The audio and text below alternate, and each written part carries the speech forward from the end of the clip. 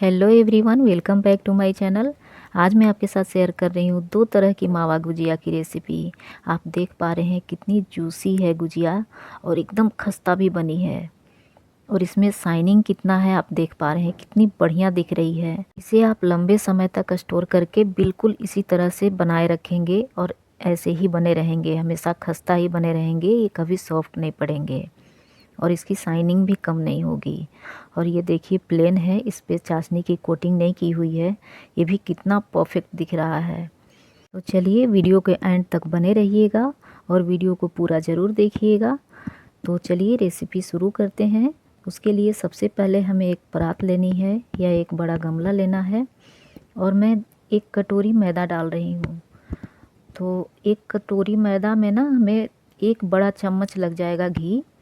तो आप घी का ही मोयम दें इसमें और इसे बढ़िया से हमें मिक्स करना है और इसे बढ़िया से मिक्स कर लेंगे। और आपको अगर घी नहीं पसंद हो ना तो आप रिफ़ाइंड ऑयल का भी इस्तेमाल कर सकते हैं मोयम के लिए।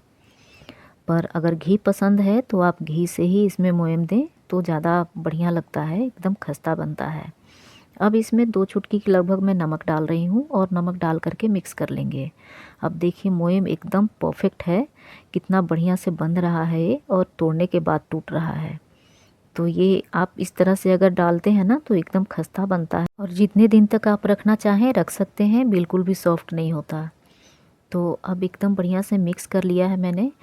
अब हमें डो लगाना है तो नॉर्मल पानी से ही हम डो लगाएंगे और डो भी ऐसा लगाना है ना कि ना ज़्यादा सख्त होना चाहिए और ना ज़्यादा सॉफ्ट होना चाहिए।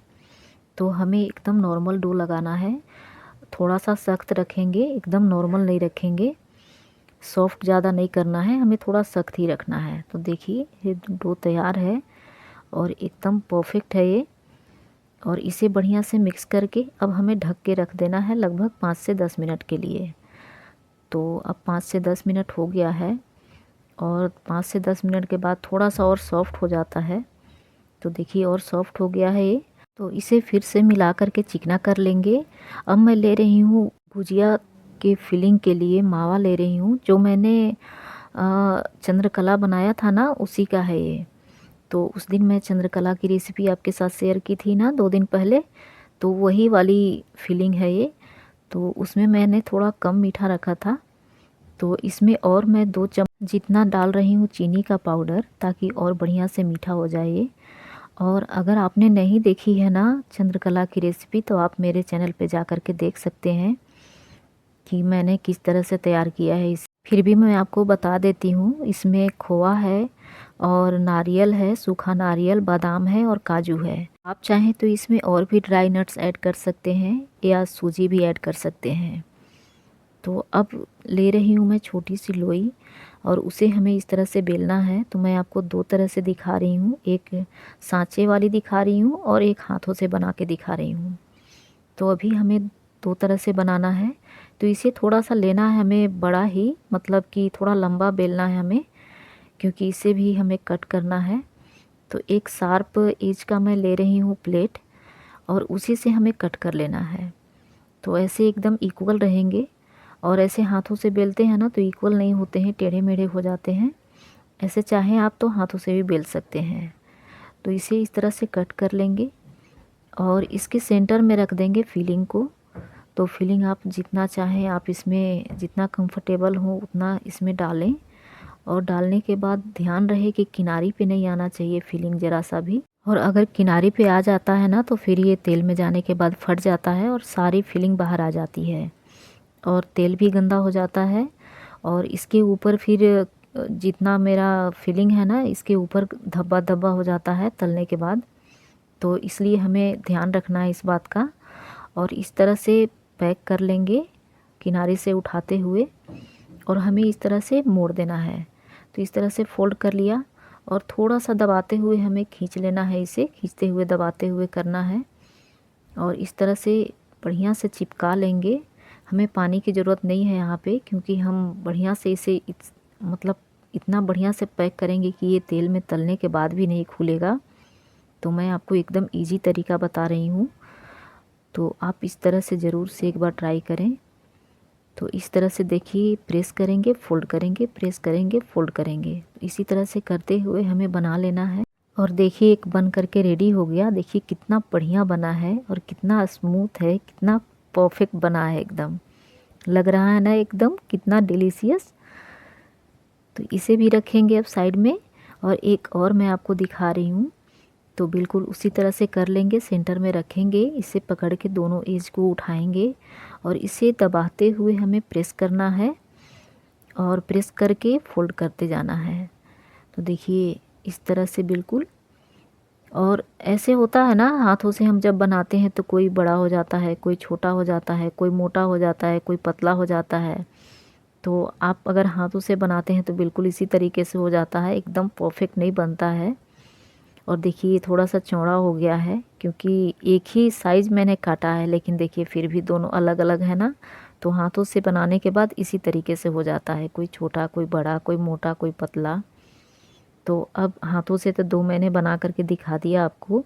अब मैं आपको सांचे वाली दिखा रही हूँ। और जब हम मोल्ड में बनाते हैं ना तो हमें मतलब जो लोई लेते हैं ना, थोड़ा सा इस बात का सिर्फ ध्यान रखना है कि बस उसमें परफेक्ट से आ जाना चाहिए। तो इतना बड़ा हमें बेल लेना है। तो देखिए दो तरह के मेरे पास हैं। तो ये वाला जो है ना रेड वाला एकदम परफेक्ट है, इसका साइज़ खूब बढ़िया है, मतलब इसमें फिलिंग भी ज़्यादा आ जाता है और अच्छे से बंध भी जाता है। तो मैं इसी में बना कर दिखा रही हूँ आपको। तो इस तरह से इसके ऊपर मतलब पूरा जितना सांचा है ना इसके ऊपर हमारा रख देना है पूड़ी को, जो मैंने बेला है। तो इस तरह से रख देंगे और हमें दबाते हुए इसमें फिलिंग भर देनी है इस तरह से। और ध्यान रखेंगे कि किनारे पे बिल्कुल भी नहीं आना चाहिए फिलिंग। और अगर किनारे पे आ जाएगा ना तो फिर वही फट जाएगा फिर तेल में जाने के बाद, और सारा तेल खराब हो जाएगा। और जो गुजिया है ना ये भी गोरे गोरे नहीं बनेंगे, काले काले बन जाएंगे। तो इस पे धब्बे पड़ जाएंगे फिर सारी फिलिंग का, क्योंकि फिलिंग जलने लगते हैं ना तेल में जाने के बाद, तो जलेंगे तो सारे इसमें चिपक जाएंगे। तो हमें इसीलिए ध्यान रखना है। और देखिए मशीन वाली भी कितनी बढ़िया बनी है ना, तो एकदम परफेक्ट बन गया है ये भी। तो इसी तरह से हम सारा बना करके तैयार कर लेंगे। तो देखिए इतना बन गया है ये और कितना परफेक्ट बना है, एक भी फटा नहीं है। और देखिए एकदम चिकना चिकना बन करके तैयार है। और एक छोटा सा बच गया था ना, तो छोटा सा बचा था तो मैं इस तरह से हाथों से ही बना दी। देखिए कितना क्यूट लग रहा है ना। तो इसे भी हम बना करके तैयार करेंगे। तो अब चढ़ाना है हमें कढ़ाई, और कढ़ाई चढ़ाने के बाद इसमें मैं तेल डाल रही हूँ। और तेल को हमें मीडियम गर्म करना है, मतलब ज़्यादा गर्म भी नहीं होना चाहिए और एकदम कम भी नहीं गर्म होना चाहिए। तो इस तरह से डालने के बाद एकदम हल्का हल्का बबल आना चाहिए। तो देखिए अब इसमें 6 से 7 मैंने जितना इसमें आ रहा था मैंने डाल दिया है। और डालने के बाद फ्लेम को हमें मीडियम टू लो के बीच में ही रखना है। और ध्यान रखेंगे कि ज़्यादा तेल गर्म नहीं होना चाहिए। तो अगर ज़्यादा तेल गर्म होगा ना तो फिर इसके ऊपर बबल आ जाएंगे और फिर तलने के बाद ना ये जल्दी से सॉफ्ट हो जाएंगे। और इसके ऊपर जो बबल आएंगे ना वो फूट भी जाएंगे, तो मेरे जो गुजिया है ना वो मतलब शाइनिंग नहीं रहेगा उसमें और अच्छा नहीं दिखेगा। तो देखिए एकदम बढ़िया से हो गया है ये, एक तरफ से पक गया है, तल गया है ये। देखिए गोल्डन कलर आ गया है। तो इसे उलट पलट के हमें फ्राई कर लेना है गोल्डन कलर आते तक। और देखिए बबल भी नहीं आया है बिल्कुल भी, एकदम परफेक्ट है। और देखिए एकदम पक गया है ये, गोल्डन कलर आ गया है इसमें। तो एक बैच बनने में लगभग 5 से 6 मिनट लग जाता है। तो इसका अब एक्स्ट्रा ऑयल रिलीज करते हुए हमें निकाल लेना है दूसरे पॉट में। तो इस तरह से निकाल लिया है। और अब मैंने दूसरा बैच भी डाल दिया है और देखिए 5 से 6 मिनट बाद ये भी तैयार हो गया है पक करके, और इसे भी मैं निकाल लूँगी। तो इसी तरह से सारा करके हमें बना लेना है। तो ये मेरा 3 बैच में बन करके तैयार है। अब मैं आधे मतलब एक बैच को मैं चाशनी में डिप करूँगी, और इसके लिए भी मैंने उसी चाशनी को यूज की है जो मैंने चंद्रकला में बनाया था। तो वही चाशनी थोड़ी सी बची हुई थी और थोड़ा सा और इसमें मिला करके मैंने चाशनी को बढ़ा दिया है। और इसे थोड़ा सा गर्म कर लेंगे, अगर ठंडा होना चाशनी तो हल्का सा गर्म करेंगे सिर्फ हाथों में टच करने भर। और इसे गर्म कर लेंगे थोड़ा सा और अपने गुजिया को इसमें डाल देंगे और ऊपर से इस तरह से हमें कोट कर लेना है। और इसे बहुत ज़्यादा देर तक हमें रखना नहीं है इसमें, इसे बस इस तरह से कोट करके हमें निकाल लेना है। और आपकी चाशनी अगर ज़्यादा गाढ़ी है, आपको लग रहा है कि बाद में जम जाएगा, तो उसमें आप 1-2 बूंद नींबू का रस डाल दें, उससे कभी नहीं जमेगा चाशनी, हमेशा ऐसा ही बना रहेगा। तो अब इसके ऊपर बढ़िया से कोटिंग हो गई है चाशनी की। तो अब मैं आपको दिखाती हूँ निकाल करके दूसरे प्लेट में। तो देखिए ये प्लेन वाली गुजिया है जिसे मैंने चाशनी से अलग रखा है, चाशनी में नहीं डाला है इसे। और देखिए कितनी कमाल की लग रही है ये, और कितना परफेक्ट बना है, एकदम खस्ता है और कितना बढ़िया कलर इसका आया है। और इसकी साइज़ भी कितनी कमाल की है, और देखिए कितना बढ़िया लग रहा है ये। और ये देखिए चाशनी वाली गुजिया है, ये भी कितना परफेक्ट दिख रहा है, इसमें शाइनिंग कितना है आप देख पा रहे हैं। तो आज की गुजिया की रेसिपी आपको कैसी लगी आप कमेंट में ज़रूर से लिखिएगा। तो मिलती हूँ नए रेसिपी के साथ, तब तक के लिए नमस्कार एंड बाय बाय।